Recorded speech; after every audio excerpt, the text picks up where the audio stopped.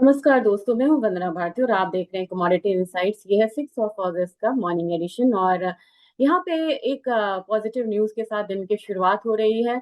Iran और Oman, जी हाँ Oman, इनके बीच में यहाँ पे बातचीत चल रही है और मतलब डील जो है वो लगभग यहाँ पे होनी जा रही है। और उन इसमें क्या तय हुआ है? इसमें तय हुआ है शिपिंग रूट्स, यानी कि उन दो देशों के बीच में बात होगी और स्ट्रेट ऑफ हॉर्मुज में शिपिंग रूट्स को यहाँ पे तय किया जाएगा। और ईरान ने ये स्टेटमेंट दिया है कि अब ये फाइनल स्टेज में समझौता है, तो कह सकते हैं कि बाजार इसे बहुत पॉजिटिवली रिसीव कर रहा है। अब हम बाजार की ही बात कर लेते हैं कि बाजार में किस तरीके की मूवमेंट्स जो है वो आ रही है।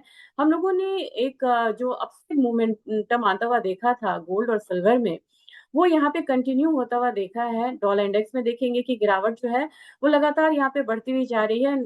It is good for Japanese yen, और सबसे बड़ा कंसर्न अभी जापानीज येन ही है, इनफैक्ट यूएस के लिए भी है। तो पहली बार ऐसा मतलब कि नहीं है, लेकिन कभी कभी ऐसा रेयरली देखा गया है कि एक जो देश है वो दूसरे देश की करेंसी ना गिरे, उसकी चिंता करता हुआ नजर आता है। तो यहाँ आपको 99.35 के करीब डॉलर इंडेक्स जाता हुआ दिखाई दे सकता है। और रही बात गोल्ड की, तो गोल्ड में हम लोगों ने एक अपसाइड मोमेंटम जो है कंटिन्यू होता हुआ देखा है।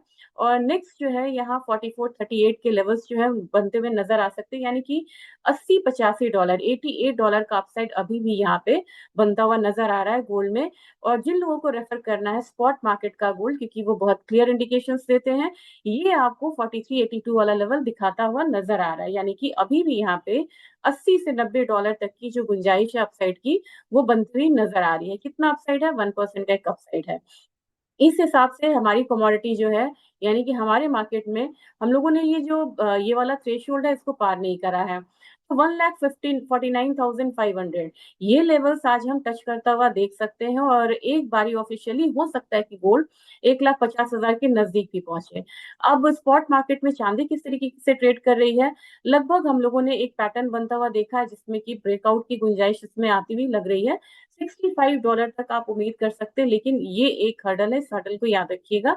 ये लेवल्स क्या है? ये है $63.75 का। $63.75, या याद रखने के लिए आप इसको $64 बोल सकते हैं। $64 से ऊपर की क्लोजिंग अब यहाँ पे रिक्वायरमेंट आ रही है कि ये होना चाहिए, क्योंकि कल के दिन में अगर आप देखेंगे, बिल्कुल 50 डेज का जो एवरेज है ना 63.19, वहीं से वापसी आया है।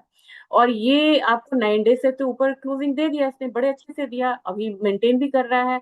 अभी भी लग रहा है कि कब साइड आएगा, लेकिन इस लेवल से बार बार वापसी हो रही है। तो इस लेवल से ऊपर की जो क्लोजिंग है वो बहुत इंपॉर्टेंट है। जबकि अगर आप गोल्ड को लें तो 50 डेज से ऊपर तो ट्रेड कर रहा है, ये चेज कर रहा है यहाँ पे 100 डेज, इंटरनेशनल मार्केट में नहीं, हमारे मार्केट में। जबकि गोल्ड जो है, अगर मैं स्पॉट गोल्ड को लूँ, तो यहाँ आपको 4394 चेज कर रहा है। यानी कि आपको क्लियर है, गोल्ड 100 डेज के मूविंग एवरेज को चेज कर रहा है, जबकि सिल्वर यहाँ पे 50 डेज को ही करता हुआ नजर आ रहा है। यानी कि सिल्वर में उतनी ज्यादा स्ट्रेंथ नहीं है।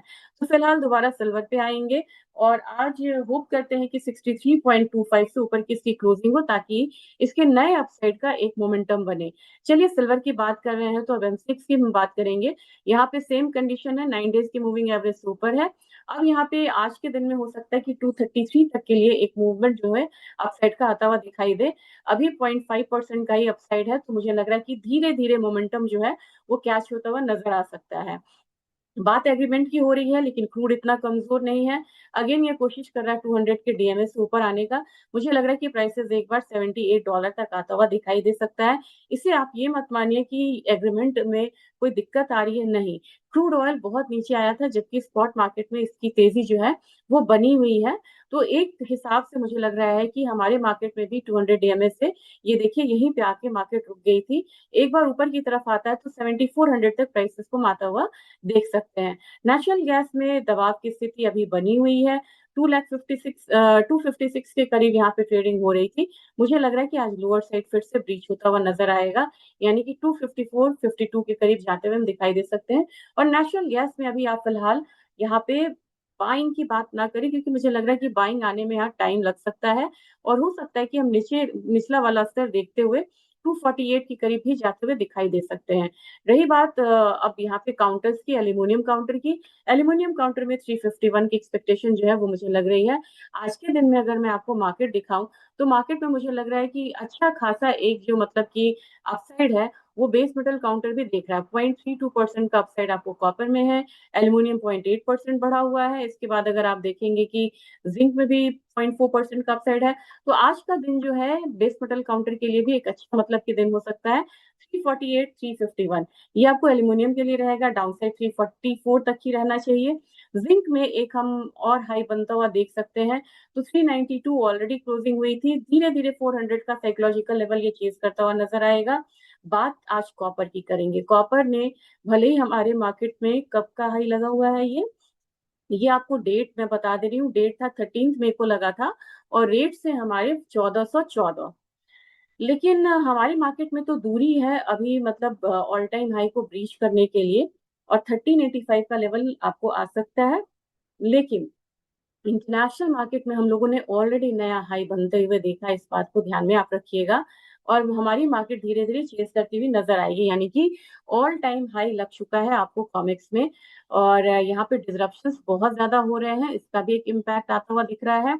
और यूएस में टैरिफ पे क्या डिसीजन होता है उसका भी इम्पैक्ट है। फ्रंट मंथ में काफी ज्यादा इम्पोर्ट हुआ है। $60 की तरफ आपको कॉमिक्स का गोल्ड जाएगा। और एलएमई की बात करें तो आप देख सकते हैं कि एलएमई भी किस तरीके से यहाँ पे ऊपर की तरफ ट्रेड होता हुआ नजर आ रहा है। तो ये भी अपने हायर साइड को ब्रीच करता हुआ नजर आएगा, जो $14,531 था। अब ऑलरेडी हम लोगों ने $14,158 का आता हुआ देखा है। तो मुझे लग रहा है कि यहाँ पे भी एक अपसाइड बनने की पूरी पूरी तैयारी है। तो गोल्ड सिल्वर में अपसाइड तो है ही है, आपको बेस मेटल काउंटर में भी बाइंग की स्ट्रैटेजी ही बनानी होगी। नेचुरल गैस में सेलिंग है और क्रूड ऑयल में आपको फिर से यहाँ पे बाइंग की स्थिति जो है वो बनती हुई नजर आ रही है। लेकिन एक बारी मैं यहाँ पे वाइंड अप करूं उससे पहले आपको इकोनॉमिक कैलेंडर्स को जरूर देखना चाहिए कि आज के इकोनॉमिक कैलेंडर्स में क्या क्या डेटा है और कौन कौन सा डेटा आपके लिए इंपॉर्टेंट है। तो मेरे ख्याल से अब आपको यहाँ पे सामने में इकोनॉमिक कैलेंडर्स आ चुका है। और आज के दिन आपको पता होता है कि इनिशियल जॉबलेस क्लेम ये हर हफ्ते का डेटा है, वहां पे आना है। तो जॉबलेस क्लेम पे लोग यहाँ पे बढ़ के आ रहे हैं, यानी कि जॉबलेस लोग ज्यादा हो रहे हैं यूएस में। ये अच्छी इंडिकेशन नहीं है, बट ये सेफ हेवन बाइंग के लिए एक अच्छा दिन मतलब हो सकता है। और गोल्ड और सिल्वर में मिड डे एडिशन में बात करेंगे आज डिटेल में। ईटीएफ के भी बारे में जरूर वहां पे जुड़िएगा। Thank you.